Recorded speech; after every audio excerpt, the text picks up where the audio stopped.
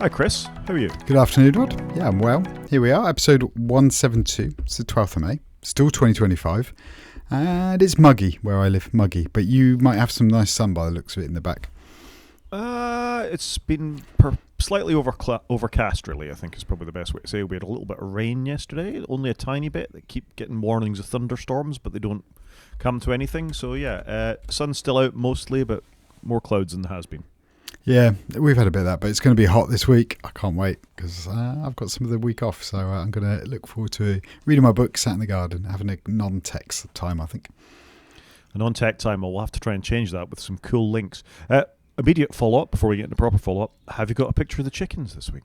I haven't got a picture of the chickens. And because of the joy of using a webcam built into your monitor, you can't just turn the camera around to point over there. So that's pretty rubbish, isn't it? I have to sort something out for next week. Yep.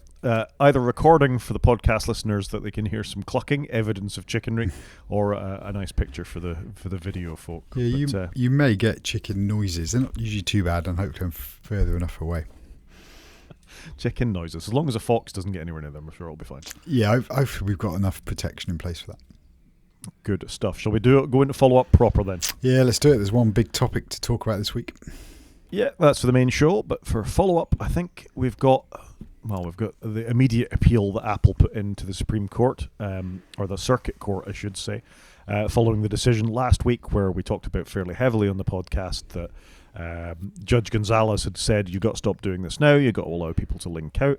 There's certainly been a flurry of people talking about it on podcasts I've listened to, as well as announcements for things like Spotify, Patreon, and others as talked about last week. But Apple have put in this appeal, I guess. I don't know how many times, because there are an infinite number of appeals they can put in against this. Yeah, and I don't know how many appeals you can have or how quickly they have to respond, because I was just thinking about it now. They've appealed last week, but we've not heard anything. And I do love American documentation. Like, you get very distinct font, I think, on the first page you just showed. And I don't know what that font is, but it's a font of, there's a certain sort of font, isn't it? You see that quite often on official documentation. But I don't know how often they can appeal. But like I said, I don't know what the timeline is now. Like, because they're appealing it, but they've already allowed apps. Apple have complied with the law, and then they've appealed the law at the same time. So it's a tricky one, isn't it? Which is what they said they were going to do. You know, they did say that they're going to. The court said you've got to stop doing this. They stopped doing this. They said they were going to appeal. They appealed. I mean, it's been interesting listening to some of the commentary about this because, as we said last week, it's been overwhelmingly positive from users like us, developers like Marco Arment and others, Riley, saying this is a great thing. Users think it's fantastic that there's this option. You know, people like Patreon and Spotify. I'm ignoring Epic slightly for a little bit. I think we'll come back to Epic, but it's been universally welcomed that this is the right thing to do. And the more you think about it, that putting a link in your app to say you can go somewhere else to buy this, Apple claiming that this is costing them money is absolutely ridiculous. You've always been able to go to the web to buy, other services and costs. Let's face it, the App Store is a fancy front end in many cases for the web anyway. And it beggars belief slightly that they're pushing back against it so hard. And I really, really don't think Apple have come out of this with any sort of positive feeling at all. None of this is for security or privacy of their users. It's all about their bottom line, and that appeals services revenue. So getting through the document then, you can see, as you've highlighted, the areas that Apple are pushing back on because they feel these things are new and have built upon the original case. And, originally the court said to Apple, you can't take 30% for everything. So Apple did, okay, well, if you link out, you can have 27% to pay to us, and you can have one link in your app and it can't be a generated link. And then now the court's come back on, look, you can't, bill like that, and you must let them link to whatever they want and put in whatever links they want and just get on with it, kind of thing. And Apple's now pushing back on that because what they're saying here is, it's changed because it's you're now not allowed any commission fee, which Apple obviously feels unjust because they still provide the platform, and they can't, audit and monitor and track the purchases that are happening outside the App Store, which I do agree with. I don't think Apple should be monitoring and tracking that. That's somebody else's business. That makes perfect sense. And then you can't restrict or condition developers' language. I quite like that use of the word conditioning their language, i.e. that, it's obviously in reference to all the scare screens that we've had before, whereas Apple's been very clear. Developers can't say, if you buy direct from me, it's better for me. You're not going through Apple and therefore I get more money, etc., etc. So it's very interesting how the two are pushing against each other. And I wonder how long it's going to take to see some resolution here, or at least get feedback. It's weird, isn't it? I mean, we've heard stories in the week that it was in the injunction and we missed it, that about Apple's internal Slacks and emails and developers being tasked with making the scare screens scarier. That it not only saying this app will be on an external website, but putting the developer's name in there as well. So, and then Tim Cook going, yeah, go further, put another warning in and all the rest of it. And nobody, I mean, the developers, fair enough, it's their job to work for Apple to do as they're told. Fine. But that sort of top-down approach of make it scarier, make it more worrying, link to an external website, so the customer's website, the developer's website. Websites aren't that scary. People are used to going to websites. They are. A lot of people will do anything they can to buy something, but it just didn't seem in the spirit of Apple trying to do the right thing for their consumers at all. And obviously, like you say, it comes from the top down. So it's going to be interesting to see where we go with this. But like we've already said at the top, so Apple have allowed apps through in America that will link out, but obviously they're trying to get pushback so they can revoke that change and go back to how it was before until they get an agreement that's, I guess Apple is going to try and get somewhere in the middle so they get some revenue income from it and have some control over it, but not the revenue and or the control they had before. And I don't think they should ever have had this amount of control, really. It's just horrifying how much they think they're entitled to. Fair enough, they made the tools, they made all the rest of it. But imagine they'd only gone for like 4% for external purchases or something. To me, it just shows the lack of regard that they hold developers and others in, that they think anything that happens on an Apple platform belongs to them. Netflix have their own website, Netflix have their own hosting, Netflix sort out their own deals, Netflix manage their own payment. If Netflix were still taking any sort of payment other than Netflix is a thing that exists outside of the App Store, imagine how much money they'd be paying Apple on that for their business. Yeah, it's absolutely insane. And it's like you say, it's such a high percentage. It could have worked if Apple had reached a more suitable figure. And they originally were running the App Store as a break-even business, whereas it's clearly gone from break-even to, replacing other declining profit areas. So it's not good, is it? No, it's really not. And I think Accidental Tech Podcast said it better when, they're all delighted. Gruber, Arment, Liss, all delighted in the fact that this happened. And that, again, as I said a minute ago, echoes what everybody else is feeling, that this is only right. If Apple's in-app purchase was of a level that a Stripe or somebody like that was using to capture credit card payments, it would have been fine. Nobody would have batted an eyelid. And in fact, even if it had been a little bit higher, people would have gone with the convenience of just using the thing that was built in, and that would have been enough for them. They would still have made a couple of percent on top of it, the same way as most credit card, in between companies would have done, and they'd still have had a nice revenue thing, and they wouldn't have all this resentment that's built up from big corporate customers, from small developers that feeling they've been taken for granted, and from people like us that just feels like Apple is not in. They're a big company. They were never really in our interests, but made great products because of they put the best that they could into them, not the most minimal in order to extract the most profit from us. And I think that's where this gets all quite uncomfortable. Is whatever else is they're doing with the DMA and whatever scummy ways that they're acting in, it's that taking us for granted and screwing every last cent/penny out of us that feels so bad. Yeah, it's a pity in a way Apple haven't turned around and gone, right, we're going to embrace it. Yep, you're right. There's been an error in our ways over the last few years. We're going to do this everywhere. We're going to do it right and do the best thing for our customers. Yeah. They're not doing that. They're not taking that stance. They could have got some really good mileage out of this. Yeah, and the consequence of that is you begin to see things like this, where developer has begun to, they started the process of, okay, we lost lots of money due to this. We couldn't bring people to our website and we were paying you. So this could be the beginning of a class action lawsuit where this company, Pure Sweat Basketball, whatever that is seeking class action status to represent other affected iOS developers. So anybody that's potentially lost money to this commission thing, I don't know how far this will go, and it will obviously depend on appeal, but it opens the floodgates potentially to billions of dollars of lost revenue that have gone to Apple at some point, even though they've had their own legitimate businesses elsewhere that they weren't even allowed to mention in the app. And again, I don't have a lot of sympathy for Apple. They've got all the money in the world. They've got all the money and they've got too greedy. and they're not doing the right thing. So I completely agree with you. Yep. And so, again, just another sort of on topic but off to the side type thing. This is what always should have happened inside of the Kindle app. And we still don't have this in the UK. That Amazon now has a Get Book button in its Kindle app. So you can click on this, it takes you to the Amazon website, which you're presumably already logged into.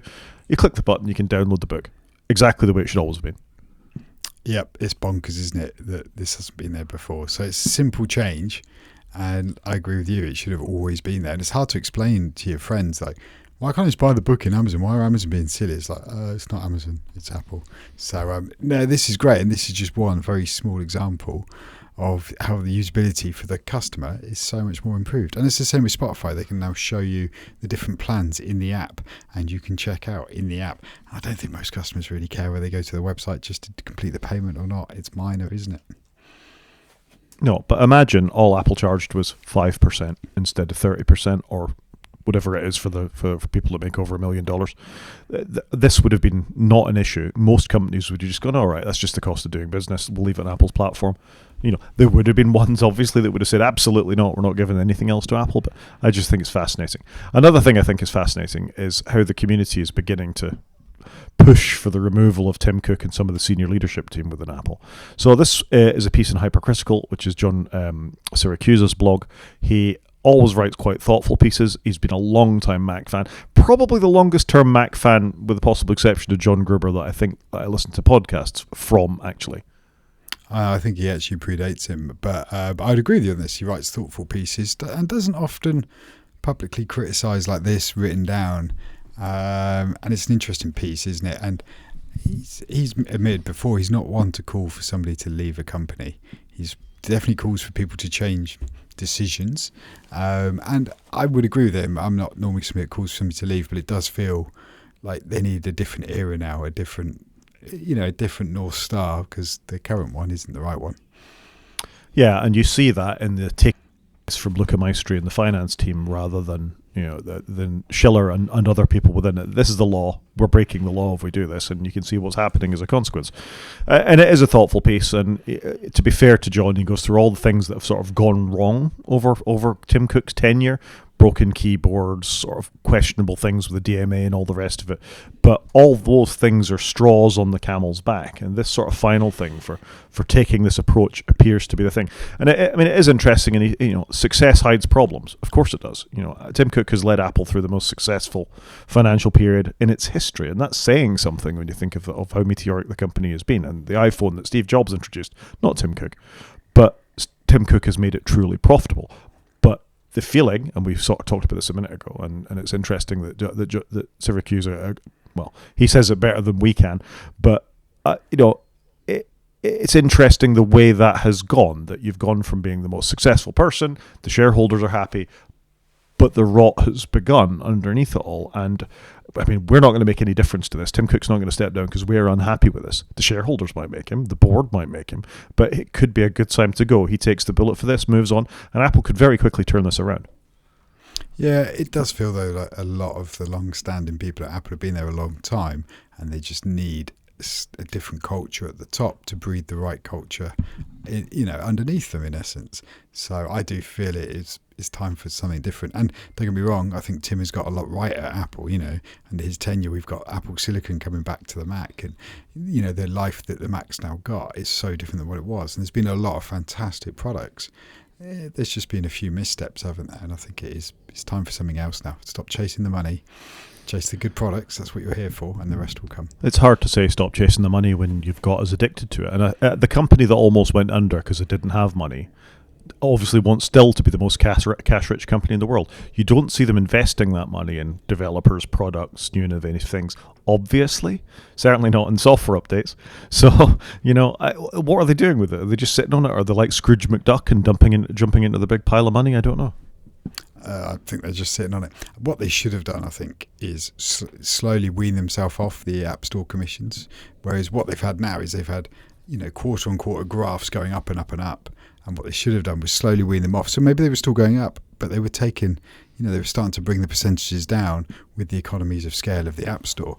And then it would have been a much, smoother transition from 30% fees maybe down to 10%, the state 10%, rather than it now going from 30% to nothing, and all of a sudden that bar is just going to drop like a stone. Yeah, particularly if you look at Google having to drop their money to them potentially as well. I mean, who knows how badly some of these products are doing? I reckon the whole sort of wearables line, for example, is largely AirPods. It's not the Apple Watch that drives that, it's AirPods.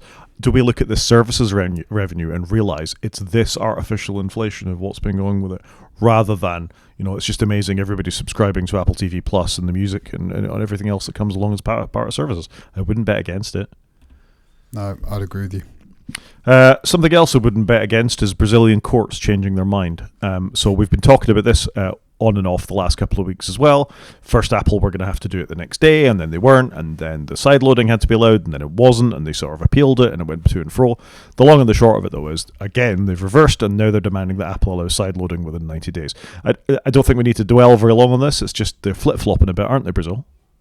They are. I think Apple need to just allow side loading everywhere. They just need to apply their policies worldwide now, because I hope they've realised that this fragmented business just isn't going to work, and they're just going to get beaten around by all the courts, and it just seems a stupid way of them doing business. Well, they're going to just get legislated out. Again, they can afford it. They've obviously made a calculation somewhere that it's in their interest to hold on to every single last potential way that they can to not give up this revenue. Yep. Yeah, I completely agree. Just be the bigger person in the room and go, right, tackle it head on, like you say, otherwise it's just going to be nickel and dimed for every legislation change in every country. It just seems ridiculous. Yeah, it's crazy. Anyway, we'll watch Brazil with interest, because if Brazil falls and then South Korea is next to fall, the EU has already fallen, then hopefully the UK is somewhere on that list. It does feel like we are on the lesser Apple platform at the moment. It certainly does. Someone that's been on the lesser Apple platform for some time is Epic Games. And this just sort of to underscore what we were saying a minute ago, is that they have submitted an update to bring Fortnite back to the US App Store. This is quite different from the language that Tim Sweeney was using before, where he was saying we're going to be back in the US App Store. Well, no, they were going to use their Swedish developer account to try and get Fortnite back again. I don't think this is going to happen. I think Apple is one to hold a grudge, and unless they're actually legislated to do this, they're not going to let Epic back in. I'm curious on this one. I have a child who very much enjoys Fortnite. I know we're not going to be getting Fortnite here in the UK at the moment. I'm quite happy that Fortnite's not on their iPhones, but equally, it's hard to explain to them when they go, why isn't it on the iPhone? It used to be on there. My friends have it on Android. So this is an odd one. I think this should happen, but I'm curious to know where Apple are going to go with this, because are they going to just dig their heels in? It feels like, could they be the bigger person and just eat some humble pie? That would be nice to see, I think. I agree with you. I think they should be the bigger person. We've said before, Tim Sweeney isn't necessarily the nicest guy. It feels like he's on the side of right on this one, but if he had the monopoly, I don't think he'd be behaving any differently to Apple. That might be slanderous, so, he may not, allegedly. I'll throw in a few of them just to be on the right side. But this is crazy. You've got one of the biggest games in the world that kids want to play, that adults want to play as well, and you're deliberately withholding it from your platform because basically. It's not a sound business decision. That I completely agree with you. It's bonkers, isn't it? Yeah, and they're missing out on money. I mean, let's face it. In that scenario we talked about before, they were charging 2% for these purchases, or 5%, or actually even anything less than 15%. Most developers would have just sucked it up and gone on with it. We wouldn't be having this fight now, and Apple would still be making, as you said a minute ago, tons of money. All the money. I think I could probably elevate it to all the money. Yeah, all the money. Anyway, I think that's it for follow-up. Shall we dive into some news? Yeah, it's been quite a quiet week, hasn't it? It has been a quiet week. So this week, first in the news, Apple have rolled out Apple Pay support on the PlayStation 5. I don't know if you've seen this on your PlayStation. I don't buy a lot on my PlayStation. I must confess, I actually use the app to check out on my iPhone. But just thinking about that, I can buy stuff on my PlayStation without Apple taking 30%. That's interesting, isn't it? So I often use that app. And this is what Apple need to do. If they want to shore up the services revenue, get Apple Pay everywhere, and then they cream a bit off the top of every transaction that way. But it is interesting. They do seem to have a good relationship with Sony, because they obviously got Apple Music on there. They've Apple TV on the PlayStation 5. Apple Pay kind of makes sense, I guess. Yeah, and there was that rumor that they were going to bring the DualShock, whatever it is, 6-axis, whatever it is, controller to Apple Vision Pro as well to manage games. So there is obviously some sort, and of course Sony make cameras for the iPhone. Yeah. So I wonder what happened there, though. Why the DualShocks didn't come to Vision Pro, but there does seem to be a special relationship between the two companies a little bit. I think the DualShocks didn't come to Vision Pro because nobody buys a Vision Pro to gaming on because nobody buys a Vision Pro, and there's no developers to make games because they don't feel trusted. Yeah, fair. I think it's pretty simple. Moving on, we've talked about him before. David Heinemeier Hansen, who is the developer that came up with Ruby on Rails, has also had many run-ins with Apple over the years. Not the least of which was them trying to charge him for his Hey calendaring email program. I think we did speak about that about 2.5 years ago. So in line with his removing big companies from, big companies are in his way really when he's trying to develop his services, he realized how much he was spending on Amazon Web Services, and I think that's probably related to what we've talked about with Broadcom. Is that right? Broadcom and VMware and Omnicia and all that kind of stuff as well. Anyway, the long and the short of it is 37 Signals, his company, is moving back to on-premises stuff rather than paying for Amazon Web Services. And it appears he's making quite the saving. Yeah, I'm not surprised by this because I think a lot of companies gone to cloud because it's very flexible. You can ramp it up and down. There's a lot of sense for it. You don't need to run data centers and have those skills. But it is very expensive. So I'm not surprised we've seen a company go, actually, hang on, I'm going to row the other way, put it all back. And I'm not surprised they're going to make some big savings. Now, you do need to spend some capital outlay to do this, but obviously accountants can make that work for a company. I don't think this is the last story we're going to see around this, because I think big tech, again, they're making huge money out of these virtual data centers. So I'm not surprised to see this, and it's eye-watering numbers. They are. So they spent $1.5 million on buying servers capable of running 18 petabytes of storage, but then it will cost less than $200,000 a year to operate. That's presumably power, switching out drives, swapping out the odd server here and there, all that kind of stuff. A savings of $1.3 million a year. So if that kit only lasts a couple of years, you've already saved enough. It's quite an insane saving, really, and just shows what the big cloud providers can do. And he probably had quite a good sweetheart deal with Amazon Web Services because of who he is and the kind of company he runs. And you don't need those skills that the developers have to build, the arcane ways of working with Amazon Web Services. What you're working with is software platforms and technologies that you're familiar with as a company, which can only be a good thing. One thing just to note, though, he did get a nice deal with that Amazon to exit, because normally you have to pay egress fees to exit. They managed to get those waived before they did all this. So there is a thing here. It's not just the cost of renting a system, there's a cost of leaving. And fair play, he managed to get that negated. We do keep saying how much does it cost to buy your way out. Yeah, it's something you really have to consider. And it's literally that. And I was reading this story and it was sort of amusing to myself. Microsoft, ChatGPT, Perplexity, all these companies make use of open source tools, which is fine. The licensing allows you to do that. All they do is they lash them together in a very clever way and make them work with one another. Do you think any of the funding that they're making, the tens of billions of dollars, are going back to supporting the open source projects that these things are built and based on? No. How scandalous is that, really?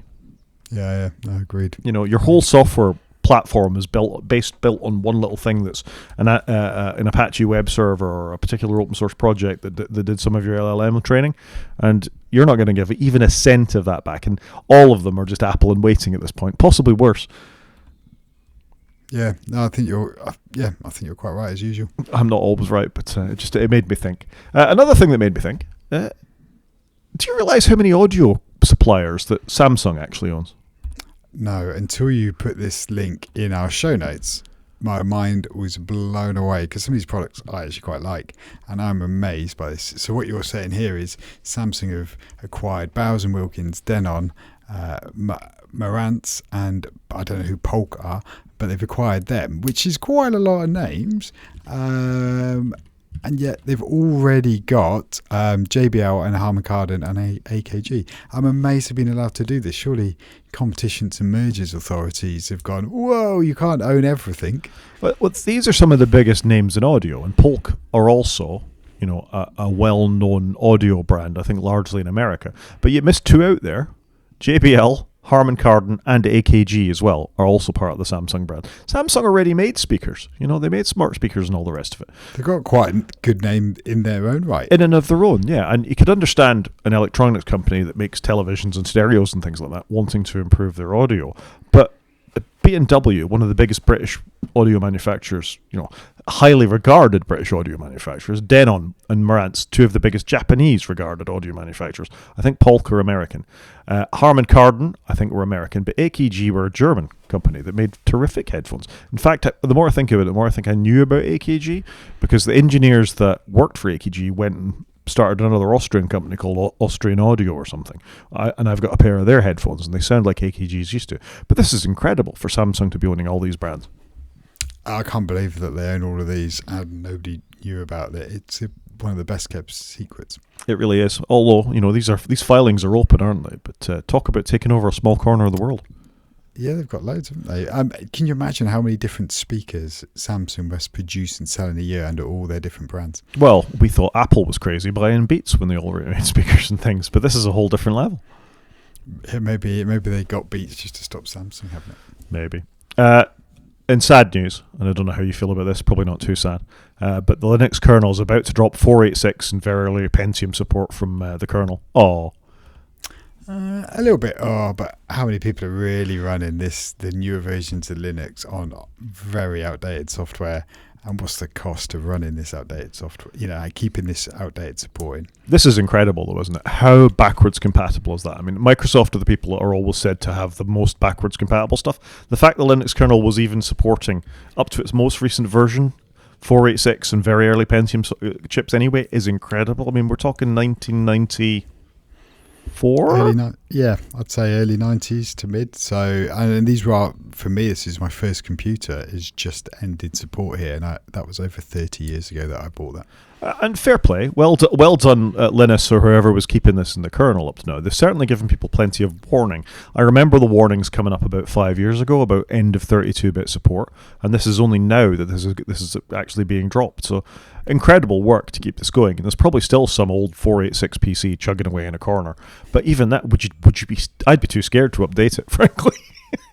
Yeah, it's probably reached a point now where if you are running Linux on a 486, you don't want to touch it. Yeah, it's good. It's held together with string and baling wire. But I would pour one out, but no, we've moved on from that era. But fair play.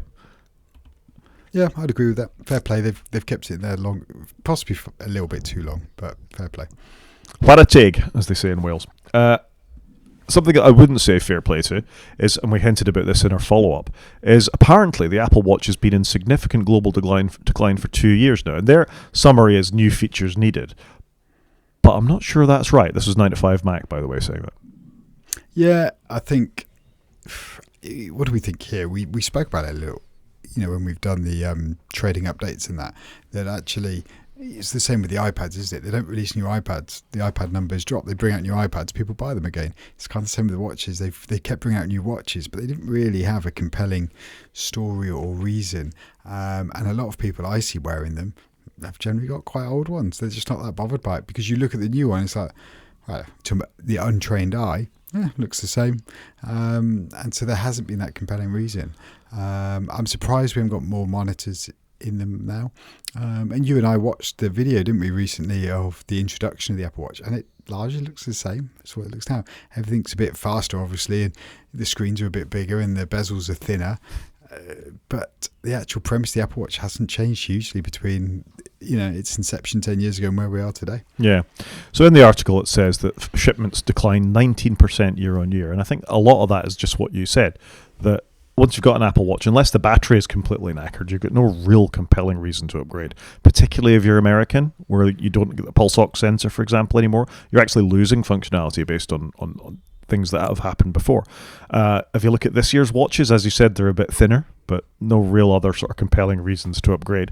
The Apple Watch Ultra didn't change at all, except it got a new colour. What is the reason people would rush out and buy an Apple Watch? I look at mine now and I think, do I really need this on my wrist, or would it be better off we talked about this last week. I know roughly how many steps I take. You've got a Garmin smartwatch for monitoring your running and all the rest of it. People who are super into fitness have that anyway. It's just been a quite nice convenience product. That it doesn't change has been up till now an advantage, but it's 400 quid for the base model. It's got bits and pieces on it. Not the base model. There is an SE, I think. Still, I don't even know what's in that anymore. But it's not a very compelling product, is it? It's not, and I don't think people need another product that they buy year on year. Yeah, I've not missed it, I must confess, and it's a bit sad in a way I've not missed it. I'm a tech person, but I'm happy not missed it. There is still an SE. I was just checking as you were talking just now, and that's from £220. But it's just another device to run, update, maintain. Another device that interrupts you while you're having a coffee with your friends, or you're in a meeting, or you're talking to your partner, or whatever it may be. And that's kind of why I've walked away from it. I just didn't really need it. And I just wear my smartwatch when I go for a run, and then I take it off and I put it on the side. And I go, well, I haven't actually got a watch on at the moment, but I normally go back to an analog watch. So for me, I'm done with it. It was nice while I had it. I've enjoyed it a little bit, but actually I haven't missed it. It's interesting, and you sort of grasp on something that I think we're seeing more of in the modern world. This sort of concept of getting back to basics and cutting a lot of the fripperies and things that we did. And there's certainly been a movement recently to things like this Light Phone 3, and there's been a bit of buzz about it online. So for those that are not watching the video, this is like a cut down phone that is basically, it's a color screen, although it looks like it's only like a e-reader or something like that. So it only really shows sort of black and white with very minimal functions on it. It can be a phone, you can send SMSs, you can take notes on it, you can use it as a hotspot, and not much more than that. Fairly limited directions, but no email, no music. Music you can sync to it, but not streamed. It's a fairly basic device. Have you seen this sort of move? Yeah, I have. There is one that I've seen before called the Minimal Phone. I don't know if you've seen or heard of this. And actually, I quite like the look of it.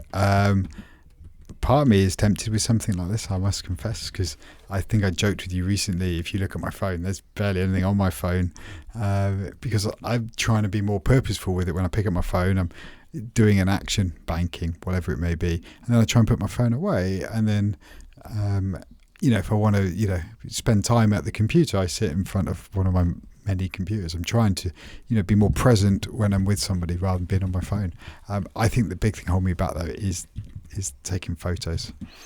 I do like taking photos, and I don't know if I want another big camera. So the Light Phone takes photos. I don't think it takes very good ones, but there's a very good YouTube video from Becca Versace, who used to work at The Verge, where she tries to use one of these for a month. And what she found is that modern life is so predicated on you having a phone. You want to call an Uber. This isn't going to do that for you. You want to use two-factor authentication to check your email. This isn't going to do that for you. And it's those sort of real edge cases that you don't think you run into a lot, but you actually do. And what they seem to be is an adjunct to somebody who already has another device that can do those things. So you've got enough money to have a fully featured smartphone, and you can maybe take one of these with you when you're going on a night out to show how minimal you've become. And I think there's a real difference between I'm going to cut distractions out of my life, which would mean I'm getting rid of a smartphone, I'm going back to a Nokia from 30 years ago, 20 years ago, as averse something like this, which is just a phone plus, isn't it? And I kind of question this. If you're going to do it. You'd be better managing the notifications on your existing devices better than trying to buy a device to solve a problem that you don't really have. Yeah, so that's where I've ended up. I've turned off lots of notifications because I think I would miss the convenience of Apple Pay or Google Pay, the camera, the iMessaging with my family. And so that's where I've ended up, in that actually I probably would like something like this, but it would frustrate me in the end. And therefore, how do I make my phone work for me? And I think I'm largely there with it. It's a good place to be. I'm not. I mean, I love my smartphone and I use it for so many parts of my life. I manage all sorts of things. My car wouldn't start, for example. Again, I could just pick up the key card and use that, couldn't I? So all these things can be managed. There's about expectations. But I think that mindfulness that we're all sort of trying to get back to a little bit, because we are overwhelmed with continuous notifications on our phones through the day, should be managed better. And that's my sort of feeling on it. Yeah, no, I can understand that. And like I say, I think I've got to my happy place. Yeah. Somebody who might be getting more towards a happy place is Microsoft. They've announced some new laptops this week. So this is featured from an article in The Verge in Ars Technica by Andrew Cunningham, where they've increased the prices a little bit. They've dropped a couple of connectors, and they've dropped some new Surface laptops. Did you get a look at this? Just briefly, I mean, look at that picture though. It does look like you're looking at an Apple device, does it not? Admittedly, they've got a nice bolder purpley colour there, though. I'll give them that. I always quite like some of the Surface hardware. I think they make quite nice equipment. I do know some of the Go laptops were massively underpowered, so hopefully this corrects some of that. But they look good devices if that's your thing, but not for me. Yeah, so the cheaper ones in this lineup of now using the Snapdragon X as were introduced last year as Copilot Plus PCs. So I think they'll have enough moxie from that point of view to run things that are compatible. Microsoft have done less well on the translation layer. There's no their Rosetta equivalent isn't as good. There's still lots of things that don't work on the Surface laptops, but the battery life is certainly better from everything I've heard about them. Just that compatibility worry. Even though they've made it a little bit more expensive, they've dropped some stuff off it. I think they're pretty enough. I think Microsoft made good quality laptops. Again, there's been a couple of videos from people who were Mac switchers going back and trying Windows Copilot laptops, and just watching them try and get them installed. One guy, F-Stoppers I think was the name of the channel, it took him 45 minutes to get to the point of buying the new laptop, to updating itself, to actually getting to the point he even managed to log into the thing. And that was on a top spec Surface Pro, Snapdragon, whatever laptop. And you just think, well, that's not right. It's not a great first run, is it? I mean, we're going to talk about new devices in the main show a little bit, and I'm sure your experiences of logging into new Apple equipment doesn't take 45 minutes. There we go then. Should we do some media? Yeah, let's do some media. It's been a good week for media. It's been not bad. So this is more recommendations from me, I got to say, this week than things I've managed to watch. I've been away, I've been at a conference. Sitting on trains isn't the best time to stream stuff, and I had work to do. So unfortunately, I haven't actually got a lot of watching done this week, but there's some potential other than shout out to Taskmaster and shout out to Race Across the World, which I have managed to catch up on, and both were excellent. Yes, I would agree. Actually, my kids... It was nice to watch Taskmaster and looking over at my 11-year-old and just seeing him chuckling to himself, which he doesn't do often. And it was nice because some of the tasks just caught him. So it was nice to see.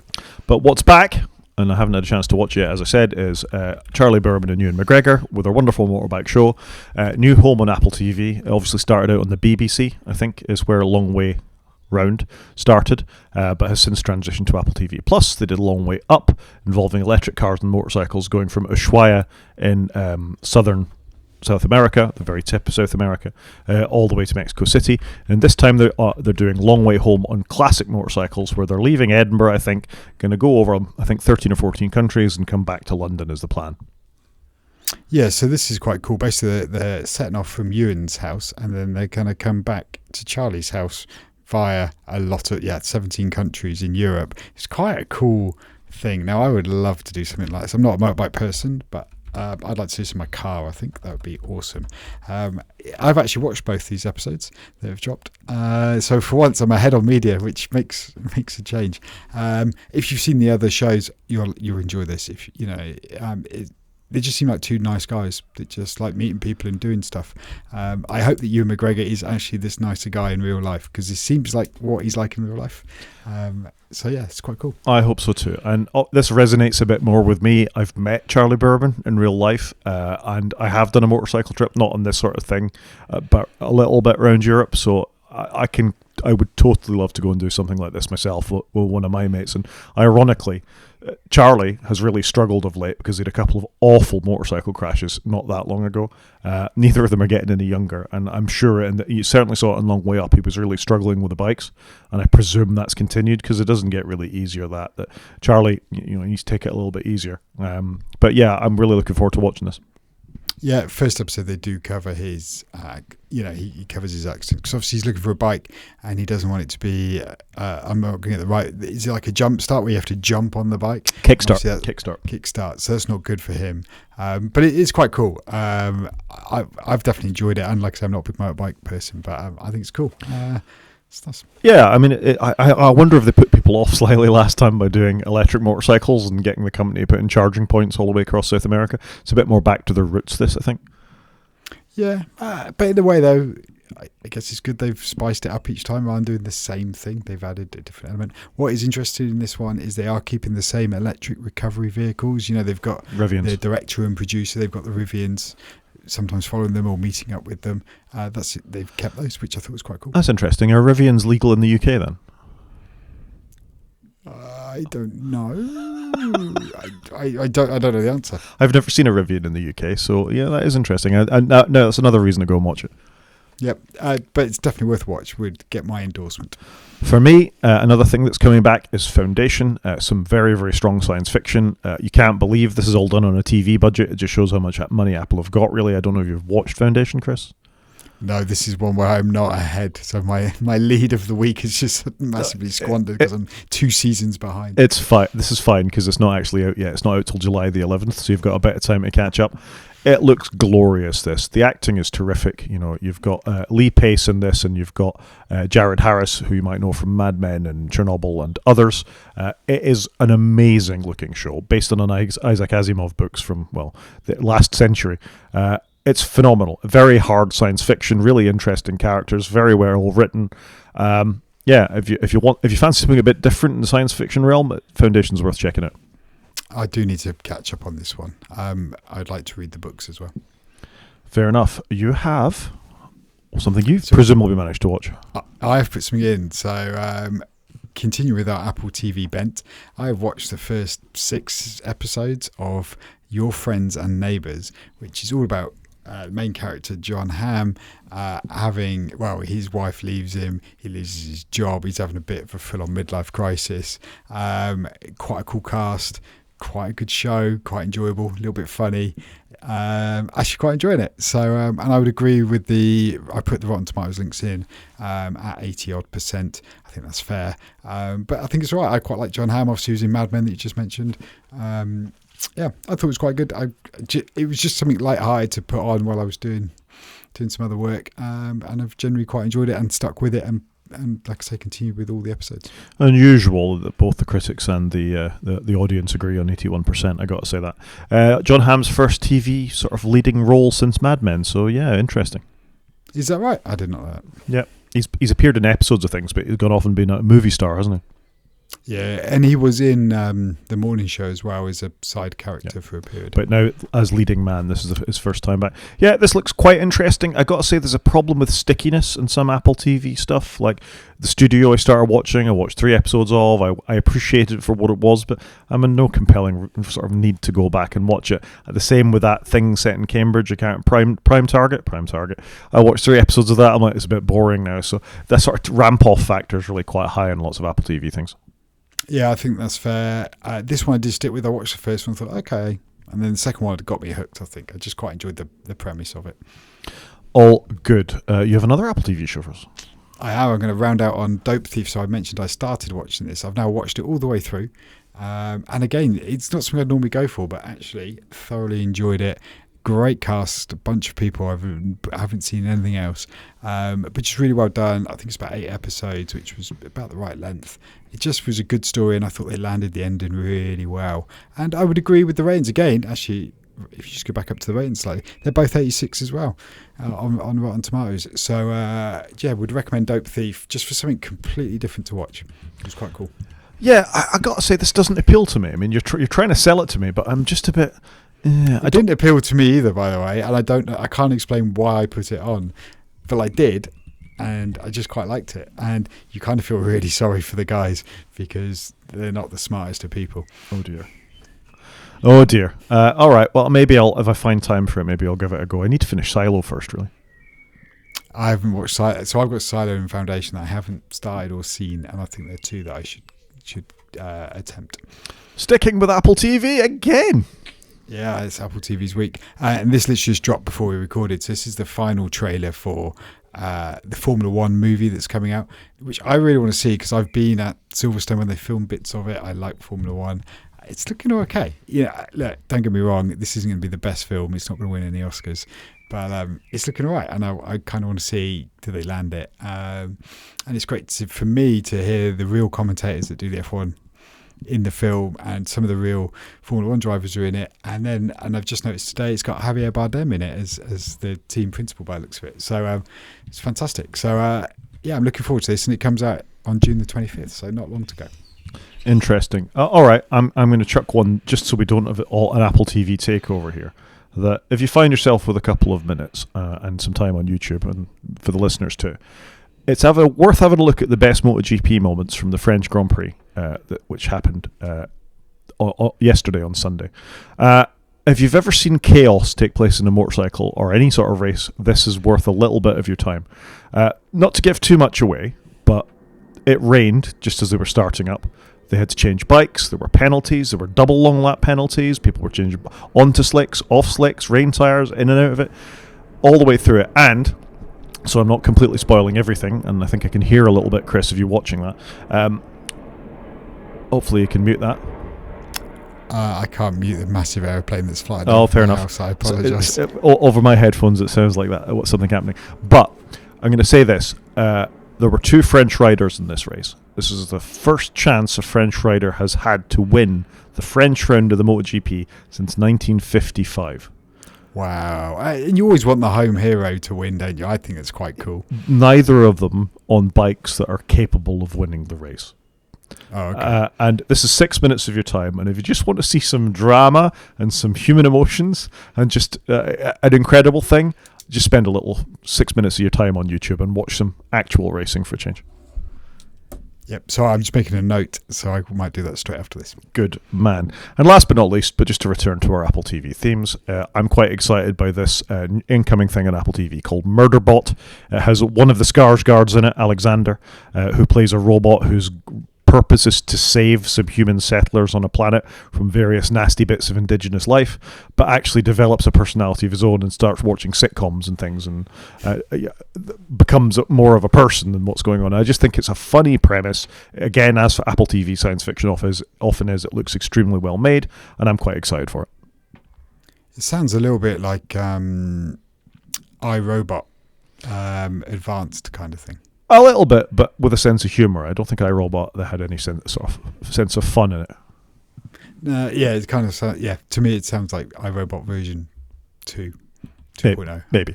Anyway, it's out on Friday. Check out the trailer. See what you think about it. It made me smile, just the trailer, so I'm going to give it a shot.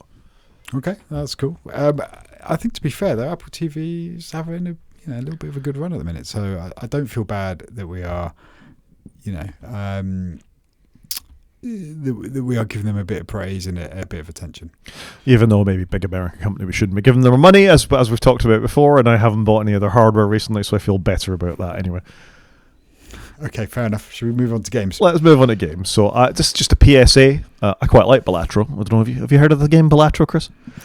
Only through you, and I get it for free on Apple Arcade Plus, or whatever it's called, and I still haven't played it. Well, that's just shameful. Anyway, PSA. If you're a PS Plus subscriber, you get it for free this month on PS Plus. So, for those of you, 3 of you that might listen to us and are and don't know about it, get out there and get some Balatro on, because it's a terrific game.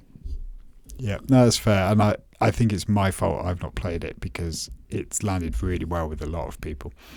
Another thing that's free this week on PlayStation Plus, but is also available on Steam and others, as was Balatro, is Warhammer 40,000 Bolt Gun.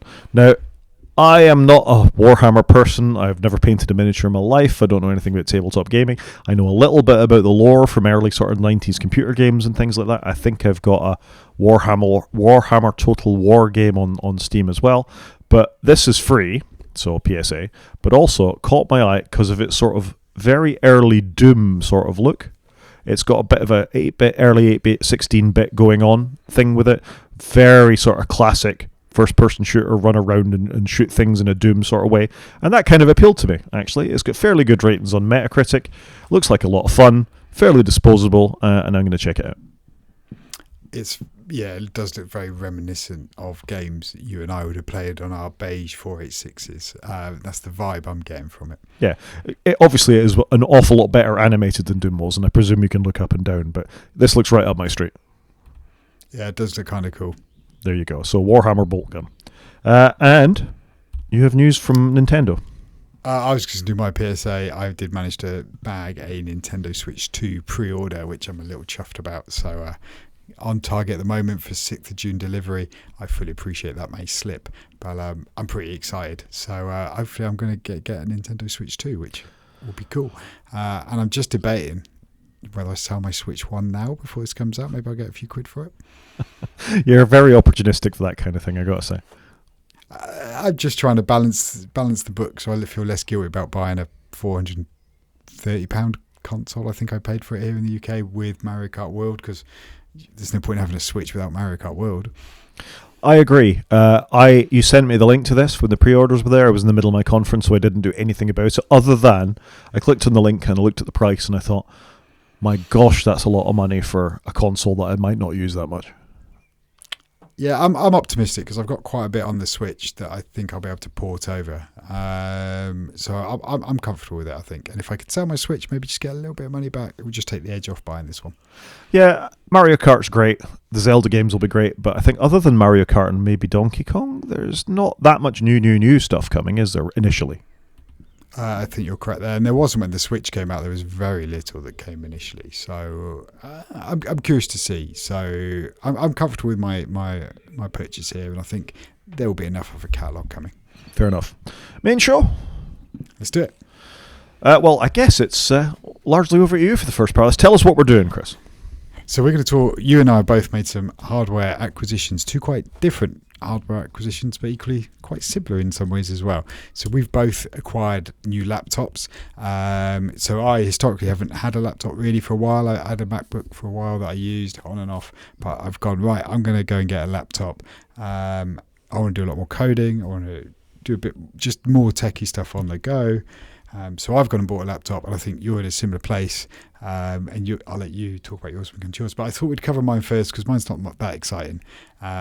Because we're all going to know what it is. It's probably one of the biggest selling laptops in the world at the moment. It's not very bespoke. So I've gone and bought a midnight MacBook Air M4 model it's the M4. So it's the pretty good one. It's the latest one you can get. I've gone the 13-inch route. I've got 512 gig SSD in it, and I did manage to get a slightly bit more RAM. I managed to get it on sale, so it's about £250 here in the UK. And you know what? I powered this up the other week. What a device. I took it out of the box. So I did debate, am I going to use it? Am I going to return it? And as soon as I saw it, I was like, no, this is staying. It's beautiful. What a device. I did weigh up for a while whether to get the slightly bigger 15-inch one because I want to do a bit of coding on it. But I elected in the end, actually, if I'm going to be doing a serious session, I'll plug it into a monitor or I use my desktop. I wanted portability. I wanted something that I wouldn't mind chucking in the bag. And what a device to do it. It's just beautiful. The fit, the finish, like for Apple's cheapest laptop. Like this laptop is cheaper than a reasonably spec'd iPhone. It's a lot of laptop for the money, I think. And I just love it. It's look how thin it is. I'm going to hold it up to the camera for you. It's just incredible. So yeah, super chuffed with that. And I've bought it for a bit of coding, a bit of iWork that I do. I do a bit of numbers and pages and what have you. Obviously, web browsing is going to be a big one. Based upon your nagging, I've moved over to Firefox as well. So trying to be a responsible citizen there. But so I unboxed this the other day. I started setting it up, and I thought Macs were now meant to do that thing, where it pops up and go, if you hold your phone nearby, we get the Wi-Fi off it and link your account and things. But this one didn't come with the latest OS installed on it, so that was a little frustrating. I think that Apple haven't quite got to that bit yet where they're flashing their devices to have the latest OSs on it. Because there was talk about that. I think it's more for iPhone, so they come, as patched up as possible. So I bought it. The hardware is fantastic. What can I say? It's just beautiful. I did wonder about the packaging though. I must say, I've made a note here. The box is really deep, and actually I don't really need the power supply for it because everything's USB-C these days. And that was my one thought of they should really ship these in much skinnier boxes, more like the iPad. It just feels a bit wasteful. Even though the screen is not their best screen that they do, it's fantastic. It's a really good screen. It's not as bright as some. It doesn't do fast refresh rates, but it's a great screen and most people won't notice. It's not a gaming device at all. But yeah, I'm super chuffed with it. And I just enjoy using it. It's a lovely device just to use, I must confess. And even my son, who is very much a PC gaming person, was quite curious by the hardware design and was keen to have a play with it. So that's what I've gone and bought. I don't think there's a huge amount to talk about because it just runs macOS, and I'm quite looking forward to getting whatever the next version of macOS, and I've got a device I can play with it on, when the betas come out, because I know I want to fiddle with it. Whereas obviously I want to keep my studio tidy, my Mac Mini tidy, so that we can record and not have any issues. So it's good. I can have one machine that's clean and one machine that I can play with a little bit. Yeah, we never have any issues recording the podcast with our very expensive hardware, do we? None whatsoever. So that was my rundown on what I've gone and got. So what's the thinking this? It's because you want to code on it. That's why you bought a laptop. I want to code. I want to just get a bit more techie. I want to build some websites, do some, graphics and stuff, but not just sat at my desk. I want to go out and about and do stuff. And I thought, you know what, I'm going to go and get something like this. And it is a lot of device. You talk about £1,000, which is a lot of money, but like I say, you'll blow that out of an iPhone easily, and some people every year. So actually, I think it is good value for money. And that M4 is insane. It just feels so snappy to use. But yeah, just a bit more portable machine. So if I'm with the family and they're working or, gaming or whatever they're doing, I can just do something without having to come down to my shed. I'm all for it. Other than giving Apple the money at the moment, I think I'm all for it. I think having something like this is far more utility than an iPad. An iPad, no matter how often you've told me, I still view as a consumption device, whereas this is a production device. And it's got that huge battery, better battery than you've ever had in your iPad. You can install almost anything on it within reason. You can edit a video, you can edit a podcast, you can write some stuff in Xcode, you can run a nice browser, you can install, Homebrew and put all sorts of stuff on there. I'm with you. I think concerns about the company aside, I think this is the best laptop, the most complete laptop Apple have ever made. It's a good enough screen. It's got great battery. It's got a very powerful chip. The SSDs could be a bit bigger for a bit cheaper, but I'm not going to complain about that. They can charge what they want for producing hardware of this quality. I think it's a no-brainer almost to be in the Apple ecosystem, that if you need a new laptop, the 13-inch is what you get. I don't see the point in the 15-inch, that what you want is portability, and as you've said, you can plug it into a screen. So I'm with you on this. I think this is a great choice of a laptop. I only debated the 15-inch just because it's about £150 more, I think, maybe 200. But I debated it just because the extra screen real estate, but it just didn't feel as nice to sit with. It just didn't float. I don't know. I just didn't have that appeal to want to buy it as much as the other one. But they are great devices, and it's half the price that I paid for my iPad when I bought it fully loaded. And I think I've realised I don't need most of Apple's Pro devices anymore, because I'm not the pro that they're going after. I don't shoot 4K. I just want to be able to code and do things reasonably quickly, and their base level stuff seems to do that for me. And you'll be able to do some stuff like install Docker containers and learn some stuff about that for your websites. That this is how development is done these days. It's into an environment that you know something about. You'll be able to try out things like Cursor, and some LLMs on there to help your coding and all the rest of it. Run your own local LLMs, which I know you can do on your Mac Mini, but you didn't want to mess with that because it's your podcasting machine. So I think you have a bit of mileage now to go and learn some stuff about some of the technologies that have been sort of developing around that you really haven't had a chance to sort of check out because of the situation you found yourself in with your computing. Yeah, I think that's fair. And I want to keep my Mac Mini as my podcasting/server machine, and I think that will work out right. And then the MacBook Air I can install things on, and then if I need to wipe it and start again, I can. So yeah, I'm looking forward to it. A bit more playing with some techie stuff, I think, because it's time I got back into that. I'm amused to see how much of this page is still dominated by Apple Intelligence on the MacBook Air page. Yeah, I'm not bothered by that. It's quite depressing, really, that the first thing I go and do in any Mac I come across these days is switch off the Apple Intelligence options. Yeah, it's quite depressing that they're still really banging the drum, and it's not lived up to what it should have lived up to. Yeah. So anything else to say about the machine other than I think you picked the right colour? I did debate the colour, and the sky blue is nice, but only in some lights. The midnight one really spoke to me, so very happy with the colour. I just think their hardware game is so good, and I know they've been making laptops for a long time, but for their cheapest laptop, it's a fantastic piece of kit. It's so good. It feels like a £2,000 device, not a £1,000 device. It's really good. Fair. Should we do mine? Yes, your story is much more exciting. I don't know, really. So I went and I bought a 13-inch framework laptop. That's what I bought. Looks good. Which I've talked about before in light of this podcast, just to show you. I'll go through the specs in a minute, but that's his party trick, is you can pull out these ports and put whatever you want in its place. So that's enough on that. Other than it's a 13-inch laptop, it's a little bit thicker than Chris's, but let's go on that. So first things first, this is exactly what I bought. For the watchers of the podcast, I'll try and talk through it as I do. I bought the DIY edition, which means you need to build it yourself. It comes without anything installed in it other than the screen.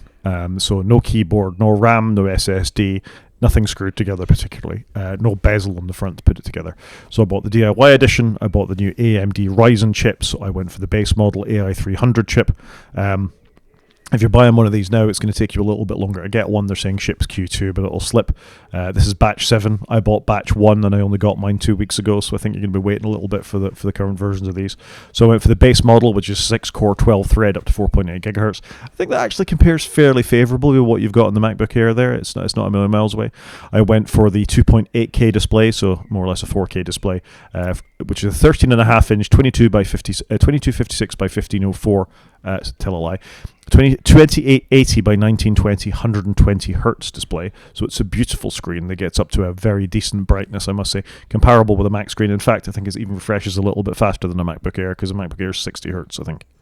Yes, correct. No, this screen's way better than the MacBook Air screen that I've got. Yeah. I plumped for 32 gigs of RAM, because why wouldn't you just have 32 gigs of RAM in a laptop? And of course, the beauty is, should I wish to go up to 48 gigs or more, I can actually do that with this laptop. I can just pop the keyboard off, 5 screws, and pop the keyboard off, and get in there, and I can put in more RAM should I choose to. If you want to, you can buy from Framework, and they don't charge a ridiculous amount for RAM, 320 gigs, and put 2 times 48 gigs of RAM in there. That would be quite a lot of RAM. Do Apple even go up that high with their memory? I don't think so. Not with the MacBook Air, maybe with the Pro ones, but I don't think anybody can ever afford it, though. No. I didn't put any storage in this because I already had some of my own. So I had a 2 terabyte memory stick SSD lying around. It is this 850X NVMe, which Framework charged 250 quid for, but because I had one lying around, I didn't need to put Spring for that.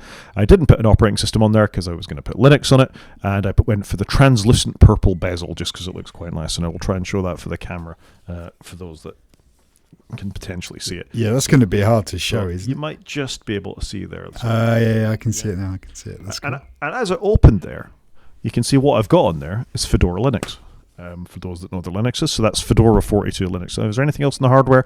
I went for the British English keyboard, and I told you the expansion cards. I got 2 USB-Cs, 1 USB-A, and an HDMI. And should I choose to, I can buy additional ones for £9 for expansion card. That came to 1,199 quid, which I don't think was an unreasonable amount of money for a laptop of this quality. So we've spent similar amount of money here on our 2 laptops. Obviously, mine came with some storage, and yours didn't, but obviously you've put far more in. I noticed you didn't get an Ethernet expansion card. Is there any reason for that? Well, part of that is because I'm used to running Macs, which don't have such fancy things. So I've got lots of these kinds of things lying around. So this, for example, is a 2.5 gigabyte Ethernet adapter, which I can plug in at USB-C. So I've got that if I needed it. If I wanted to get Ethernet, I could have, but why would I when I've got these lying around? No, that's fair. I've got something similar.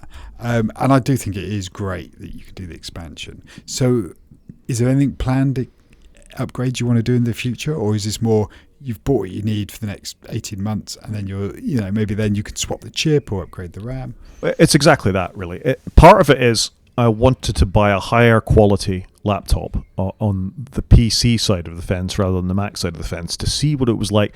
Could I do my work with it? Could I travel with it? Could I do the things that I do with a Mac all the time, and to see how it would hold up? It's never fair comparing like something you've bought off eBay to run one of these things on with what is more state of the art.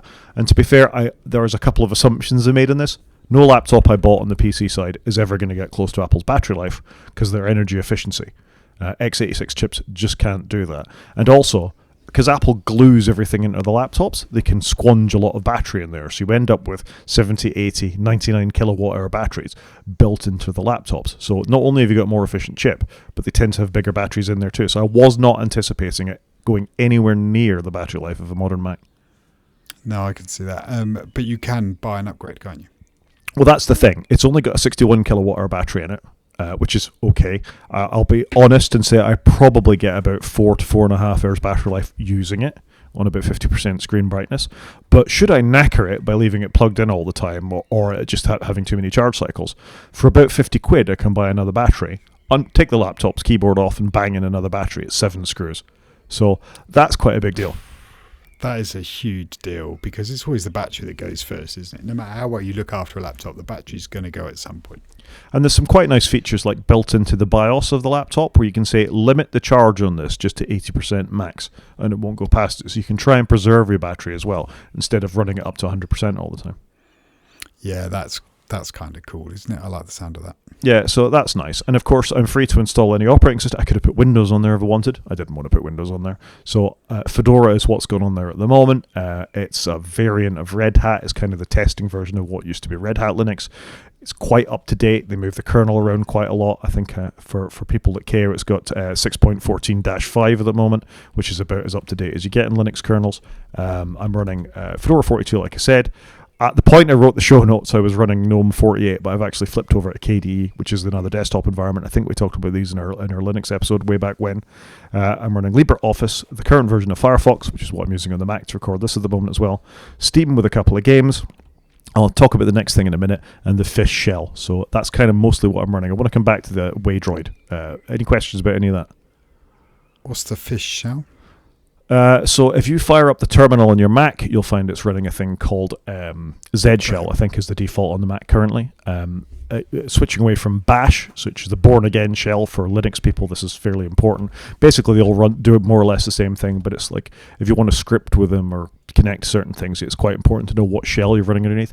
I'm running the Fish shell because it looks really nice and you can theme it, and maybe I'll put a couple of pictures in the show notes, or a couple of pictures in the show notes for people to see, but it gives you lots of prompts. So like you've always been able to tab complete things in shell. So if you type SSH and hit tab, it will come up with some options afterwards for what you've done before. This actually looks at your history as well, and if you've done a connection to a remote server, it will actually remember all the parameters around that as well, and you're able to tab or arrow through your options to actually get it to complete the thing you want. So it's like shell for beginners. I don't need it all, but it just makes your life a little bit easier. Fair enough. Okay, that sounds good. Yeah. On the Mac, by the way, I recommend iTerm and iTerm 2. So for your new Mac, I'd say go out and get iTerm and put a pretty theme on there. I'll maybe leave some links about how to theme your terminal so it looks a lot cooler. I don't know, are you a terminal kind of guy, Chris, or are you arrows mouse? Less of a terminal guy. Obviously, I came up through DOS, but no, on the Mac, I've used it sparingly, I guess. I think in this whole new world, you're going to have to get used to typing again. 100%, and I kind of want to get back to some of that way. Waydroid, I'm coming back to, because leaving a Mac means that actually it's a problem on Macs anyways. You'll discover if you're an iPad or an iPhone user and you want to do things like, download some BBC iPlayer before you go somewhere. You can't do that easily on a computer. They expect you to have a lockdown iPad or iPhone or Android phone to do that. One of the beautiful things that I can do with a Linux machine, though, is I can install Android in a container, and I can install Google Apps on that, and I can make it think it's an Android phone or an Android tablet, and I'm able to take my Prime, my BBC iPlayer, my whatever shows away with me, just a container on my laptop, and I just thought that was really cool. Yeah, okay, that is quite cool. I like the sound of that. Yeah, so I've got that facility without having that. I mean, I've got them on my phone, obviously, but just as a thought exercise and what can you do with a more open-ended piece of hardware, that's quite an interesting thing to be able to do. Yeah, no, I can see that because I've noticed that certainly use my Mac a little bit more. I'm like, oh yeah, I've got all the apps that you can just download things to and take them with you. Yeah. Ultimately, what you want in a laptop is a portable thing where you can get whatever tasks you're going to need to be able to get done.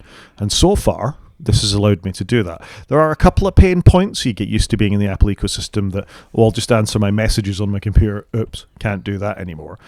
But it hasn't been nearly as bad as I thought it was, and getting used to another way of working, GNOME in this case, is very sort of keyboard based, sort of tile windows, move things around, flip onto extra desktops and all the rest of it. It's very, very smooth, and I've enjoyed the experience. Yeah, it does sound good. What are you missing though from your Mac, or is there anything big? I think the biggest thing is Linux really isn't as good as media as Macs are. So, for example, recording this podcast I'd probably be able to do using OBS or something like that, or an alternative, Audacity, something. It would be possible to record the audio and the video and something else. Editing it would take me an awful lot longer, but the video editing would be a problem. And more than that, things like Marco Arment's app Forecast for putting in subtitles, markers, and chapter art and all the rest of it. I'm sure it's possible to do that on Linux, but I've got no idea how. And in the hurly-burly of trying to get this done as well as having a full-time job, I'm not sure I can be bothered to learn. So at the moment I'm in a position, if I can do 80% of my day-to-day computing tasks on Linux, and I've got to drop back to the Mac for a couple of things until I get more comfortable with it, or until Apple sort the lives out and I feel comfortable endorsing the company more fully again. That's kind of where I am. I've paid for this hardware now, so I'm happy to use it for the things that I need it to. But for most of my computing tasks, I'm hitting Linux at the moment and this laptop. Cool. And are you enjoying being a largely Linux user? I really am. I think it's fun. Again, the Mac OS hasn't really changed in the last, 12, 13 years. Things have got a little bit faster, batteries have got a bit more efficient. But fundamentally, the OS is as the OS was. Since Mac OS 10 has come along, it's not fun anymore. There's no discoverability to it, other than them breaking things, like settings getting worse every year. That's sort of what you can depend on. Bringing in notifications that I hate to manage, warning me that, functionality I took for granted, I have to say, no, allow this more regularly. It gets in my way more than it ever used to. I think when Apple were more permissive about these things and trusted me as a user to know what I wanted to do, I was a happier user of the system. I didn't question some of their choices. But actually being given the freedom to do what you want to do with your computer and it getting out of your way and allowing to do it has been quite a revelation for me. And it reminded me of when I was a computer science student way back at the beginning, when everything was sort of interesting and a challenge and I was learning stuff. I'm kind of there again, as opposed to just, I'm here to do this one thing. It's just a different approach to computing and having a little bit of joy back in it. And so, don't get me wrong, with joy comes pain.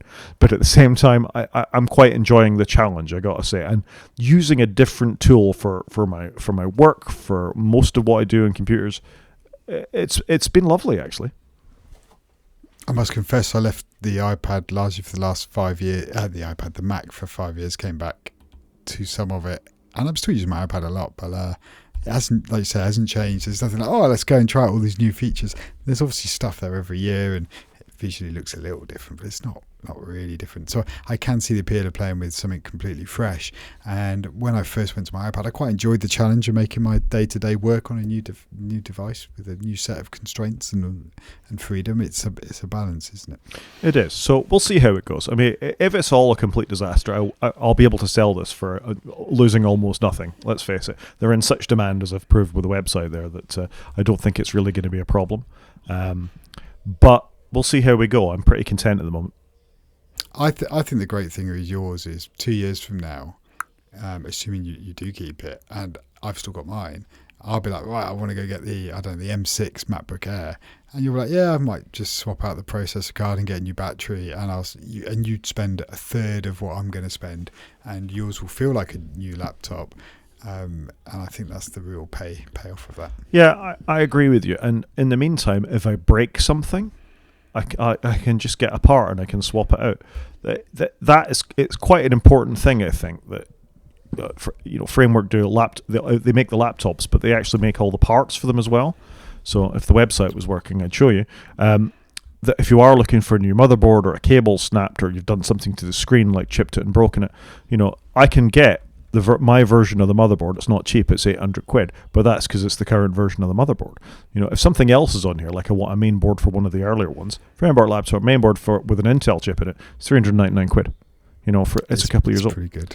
And that gives you all the computing that you'd want, from that point. So I can have coolers, I can do, all these parts that are here for them. If you break any parts of them, with the bigger one, the bigger Framework, you can swap out the video card in them. How many laptops can you do that with?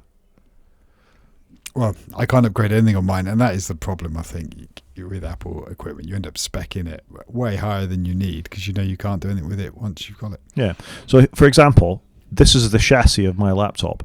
If my screen was still good and my mainboard was still good, for £399, I can just bang it into a new chassis if I've dented it irreparably or snapped something off.